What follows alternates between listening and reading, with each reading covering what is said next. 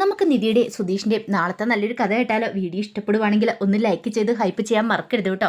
ആദ്യമായി കാണുന്നവരാണെങ്കിൽ സബ്സ്ക്രൈബ് ചെയ്യാനും മറക്കരുത്. അങ്ങനെ ബ്രോക്കറോട് സുഭാഷ് തൻ്റെ കല്യാണക്കാര്യത്തെക്കുറിച്ചൊക്കെ പറയണം. ബ്രോക്കർ പറഞ്ഞു, ഞാൻ നോക്കാം.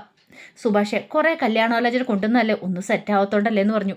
ഏതെങ്കിലും ഒരു പെണ്ണ് മതി, എനിക്ക് അങ്ങനെ വലിയ നിബന്ധനകളും കാര്യങ്ങളും ഒന്നും ഇല്ലയെന്ന് പറഞ്ഞു. അപ്പോഴാണ് അയാളുടെ ഫോണിലേക്ക് ഒരു പെണ്ണ് വിളിക്കുന്നത്. ഓ, ഇത് വലിയ ശല്യമായല്ലോ എന്ന് പറഞ്ഞുകൊണ്ട് അങ്ങനെ സംസാരിച്ചിട്ട് കോൾ കട്ട് ചെയ്തു. ഒരു ഡിവോഴ്സ് കേസാ, 2-3 മാസത്തിനുള്ളിൽ തന്നെ ഡിവോഴ്സ് ആകും. അപ്പം തന്നെ അവർക്ക് കല്യാണം നടത്തണമെന്ന്, ഇപ്പം എൻഗേജ്മെൻറ്റ് നടത്തി വെക്കണമെന്ന്, അതിനുവേണ്ടി ഏതൊരു ചെറുക്കനെ കണ്ടുപിടിക്കണമെന്നാണ് പറയണേ.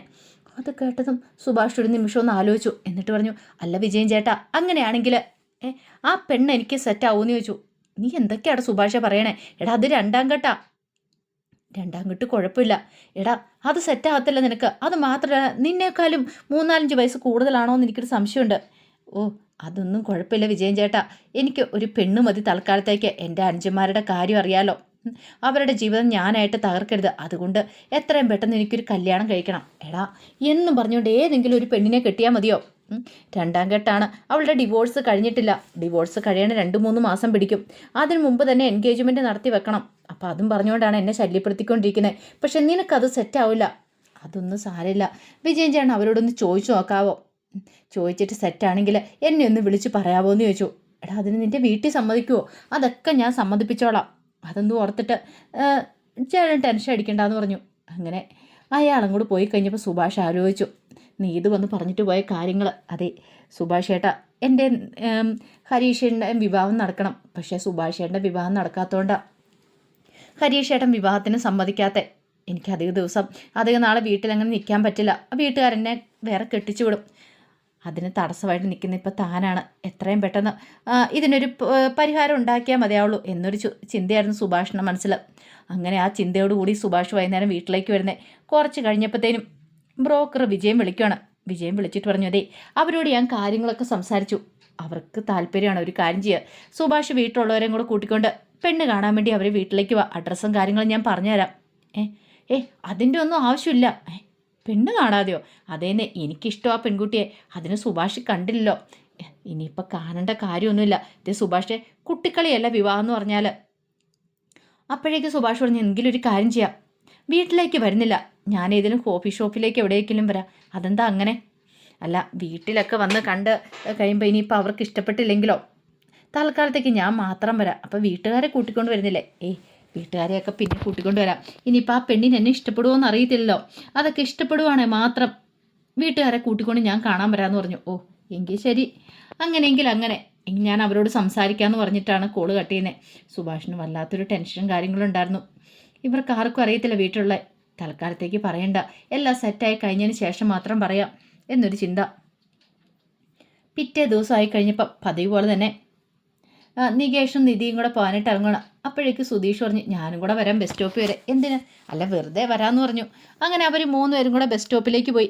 ബസ് സ്റ്റോപ്പിൽ പോയി അവിടെ നിൽക്കണ സമയത്ത് സുധീഷ് ഇങ്ങനെ നോക്കുന്നിടപ്പത്തേന് നിധി പറഞ്ഞു, വായുന്നോടത്തിനൊരു കുറവില്ലല്ലേ? എന്താ? എന്നെ കണ്ടാൽ ഇപ്പോഴും നല്ല ചെറുപ്പമല്ലേ? ഏതൊരു പെണ്ണ് കണ്ടാലും എന്നെ നോക്കും. പിന്നെ നോക്കും പോലും കണ്ണുപൊട്ടി ആയിരിക്കണം എന്ന് പറഞ്ഞു. അത് നിനക്ക് തോന്നുന്നല്ലേന്ന് പറഞ്ഞു. അപ്പോഴാണ് നികേഷിനെ ഇടയ്ക്കിടയ്ക്ക് നോക്കുന്ന ഗായത്രി അവിടേക്ക് വരുന്നത്. ഗായത്രിയെ കണ്ടു കഴിഞ്ഞപ്പോൾ നികേഷ് ഇങ്ങനെ നോക്കുകയാണ്. നല്ല ഭംഗിയുണ്ട് കാണാനായിട്ട്.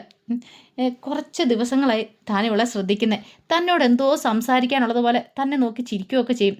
പക്ഷേ ഇതുവരെയായിട്ടും നികേഷിന് സംസാരിക്കാൻ പറ്റിയില്ല. നികേഷിനൊരു ഭയം ഉണ്ടായിരുന്നു.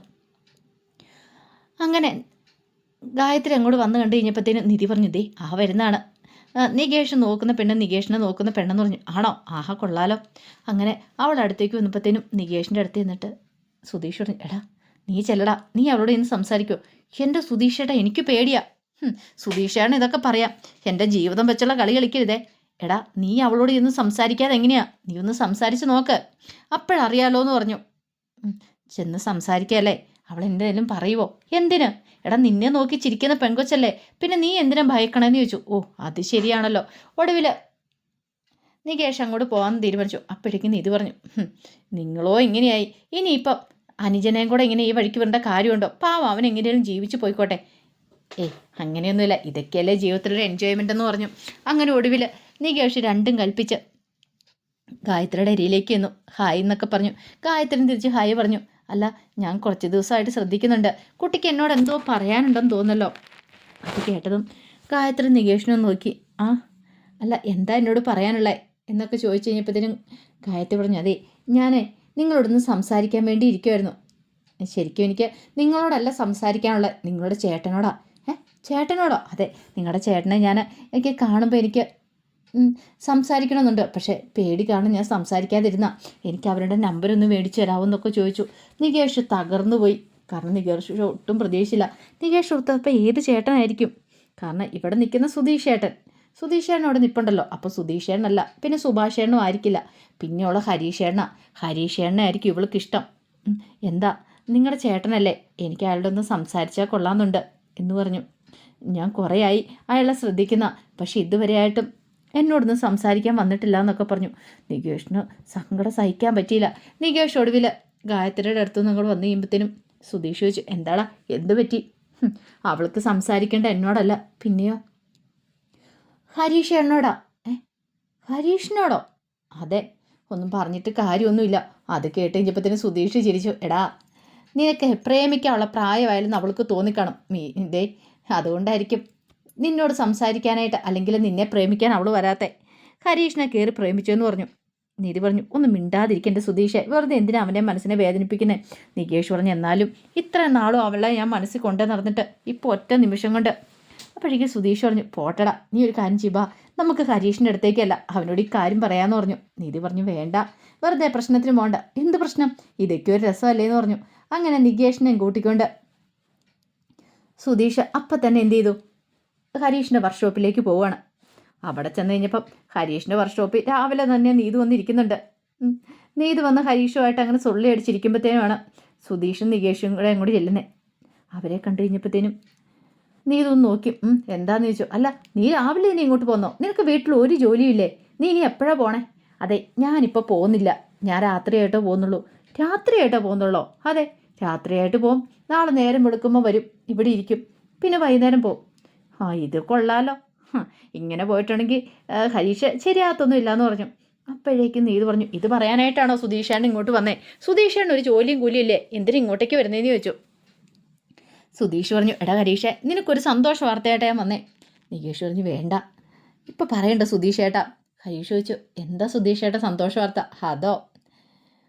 അല്ല, ഇവള് കേട്ടാൽ പ്രശ്നമുണ്ടോ? അതെന്താ, ഞാൻ കേട്ടിട്ടുണ്ടെങ്കിൽ ഇടി നിനക്ക് വിഷമാവും നീതു. പിന്നെ എനിക്കൊരു വിഷമാവത്തൊന്നുമില്ല. അതെ, സുധീഷ് ഏട്ടൻ പറഞ്ഞു, കാര്യം എന്താന്ന് ഞാൻ പറഞ്ഞോളാൻ പറഞ്ഞു. അത് കേട്ട് കഴിഞ്ഞപ്പോഴത്തെ സുധീഷ് പറഞ്ഞു, എടാ ഹരീഷേ, നിന്നെ ഒരു പെണ്ണിന് ഇഷ്ടമാ. പെണ്ണിന് ഇഷ്ടമാണോ? അത് കേട്ട് കഴിഞ്ഞപ്പോഴത്തേനും നീതു പെട്ടെന്ന് ചാടി എഴുന്നേറ്റു. പെണ്ണോ? ഏത് പെണ്ണ? എന്നോട് എന്നിട്ട് ഇതുവരെ ആ കാര്യമൊന്നും പറഞ്ഞില്ലല്ലോ. ഹരീഷ് ഏട്ടൻ കൊള്ളാമല്ലേ? അപ്പം എന്നെ മാത്രമല്ല വേറെ പെണ്ണുങ്ങളെ ഫോൺ വിളിക്കുന്നുണ്ടല്ലേ എന്ന് വേണ്ട, അങ്ങോട്ട് കിടന്ന് കുരൂരൂന്ന് കിടന്ന് പറയാൻ തുടങ്ങി. അപ്പോഴേക്കും ഹരീഷ് പറഞ്ഞ്, നീതു ഒന്ന് നിർത്തുന്നുണ്ടോ? ഏത് പെണ്ണ എന്താന്ന് പോലും എനിക്കറിയില്ല. സുധീഷ് ഏട്ടൻ കാര്യം എന്താ വെച്ചാൽ പറ, എനിക്കൊന്നും മനസ്സിലാവുന്നില്ല. ഏത് പെണ്ണിൻ്റെ കാര്യമാണ് പറയണേ? അതോ? എടാ, ഇവനൊരു പെണ്ണിനെ നോക്കുന്നുണ്ടെന്ന് പറഞ്ഞില്ലേ? ഇവനൊരു പെണ്ണ് നോക്കുന്നുണ്ടെന്ന് കഴിഞ്ഞ ദിവസം നമ്മൾ ഇവനെ കളിയാക്കിയില്ലേ? മനസ്സിലായി, ബസ് സ്റ്റോപ്പിൽ വെച്ച്. എടാ, ആ പെണ്ണിൻ്റെ കാര്യം. ആ പെണ്ണോ? ആ പെണ്ണെങ്ങനെ എന്നെ ഇഷ്ടമാന്ന്? ഇന്നിവന് അവളോട് സംസാരിക്കാൻ വേണ്ടി ചെന്നു. അപ്പോഴാണ് അവൾ പറയുന്നത് അവൾക്കിഷ്ടം ഇവനെ അല്ല, നിന്നെയാന്ന്. എന്നെയോ? നീതുവിന് സഹിച്ചില്ല. ഓഹോ, അപ്പം അതാണല്ലേ അവളെ ഒന്ന് കണ്ടിട്ട് തന്നെ കാര്യം. ഇതങ്ങനെ വെറുതെ വിടാൻ ഞാൻ ഉദ്ദേശിക്കുന്നില്ല. അവളെ കണ്ട് 4 വർത്താനം പറഞ്ഞില്ലെങ്കിൽ എനിക്കൊരു സമാധാനം ഉണ്ടാകത്തില്ല, ഞാൻ കാണിച്ചു കൊടുക്കുന്നുണ്ട് എന്നൊക്കെ പറഞ്ഞുകൊണ്ട് നീതുവിന് ആ പട ഭ്രാന്തെടുത്ത പോലെ. നീതു പറഞ്ഞു, ബാ സുധീഷ് ഏട്ടാ, എനിക്ക് അവളെ ഒന്ന് കാണണമെന്ന് പറഞ്ഞു. ഇപ്പോഴാ? പിന്നെ ഇപ്പം തന്നെ എനിക്ക് അവളെ ഒന്ന് പോയി കാണണം, ഇല്ലെങ്കിൽ എനിക്ക് ഒരു സമാധാനം വരത്തില്ല എന്ന് പറഞ്ഞിട്ട് നേരെ ഗായത്രിയെ കാണാനായിട്ട് പോവുകയാണ്. അപ്പോൾ അതിൻ്റെ കഥകളൊക്കെയാണ് കാണുന്നത്. ആ വിശേഷങ്ങൾക്കായി നമുക്ക് എല്ലാവർക്കും കാത്തിരിക്കാം കേട്ടോ. ഒരിക്കൽ കൂടി എല്ലാവർക്കും ശുഭദിനം നേർന്നുകൊണ്ട് നിർത്തുന്നു. നന്ദി.